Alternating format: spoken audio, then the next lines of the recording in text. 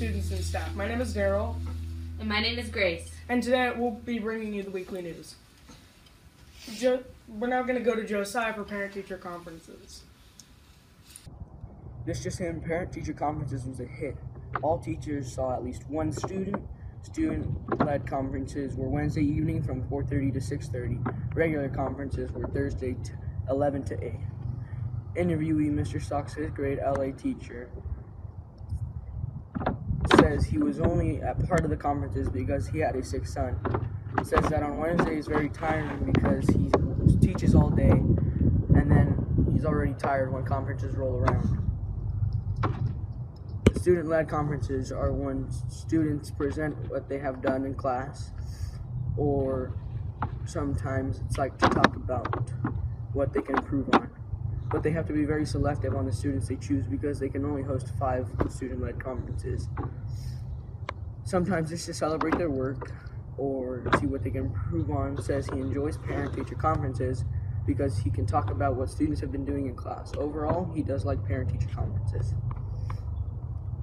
And now to Alana for an update on SFT basketball. Today I'm going to update you on the boys basketball team scores. The 8th grade basketball scores were 51-65 on Valentine's Day. It seems the 8th grade team has better offense than they do defense. And yesterday the 7th grade basketball team scores were 42-39. And it also seems they have better defense than offense. And now to Daryl with a story about the vending machines. Earlier this January, the vending machines were taken away by the hallway, but right by the north gym. The vending machines were taken away because they were breaking constantly, although quite a few people did buy snacks from the vending machines. It was discovered that the vending machines just weren't really needed anymore because students would often complain about them losing their money after the vending machines broke. So the school doesn't plan to replace them because they were also selling junk food, and it is a big health problem. Back to you, Grace. And now let's switch to DJ with a story about the writing assessment. Thanks, Daryl. The Kansas State Writing Assessment is happening this week in 8th grade language arts classes. The test is very important, and students should realize people from the school district will see the writing that they produce. So with that in mind, it is important to give effort. Students should go into the test by getting a good night's sleep before, eating a good breakfast in the morning, and going to the test with confidence that you will do well. The test lasts one full school week. The first two test days, students are given a prompt and articles to use as reference for the actual writing. In the standard 8th grade language arts classes, students read about the pros and cons of year-round schooling. In the writing, you must take a stance on which one is better for academic success. The writing assessment is something kids may find nerve-wracking, but as long as students try their hardest, they should succeed.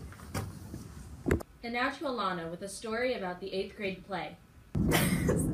Santa Fe Trail is holding an 8th grade one-act play. The name of the play is The Customer is Always Wrong. The play features different citizens that have completely opposite jobs and roles. They each encounter patrons that ask hard tasks or irritate or even antagonize them. It will feature how different characters with different personalities can handle this type of behavior. The purpose of the play is to almost nag or tease the people who work in those type of conditions. It is meant in a mocking manner, perhaps even portrayed in a humorous manner.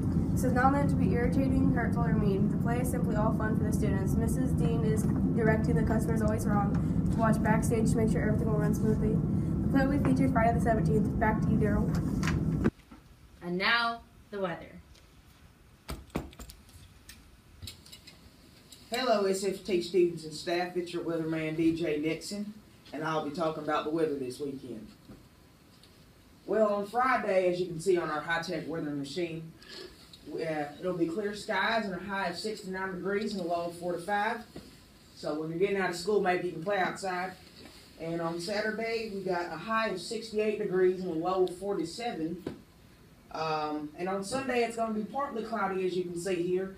And we're going to have a high of 71 and a high of 57. So we're starting to see some more spring-like weather right now. So maybe y'all can go on and get outside. Yeah, goodbye. We'll see you next week.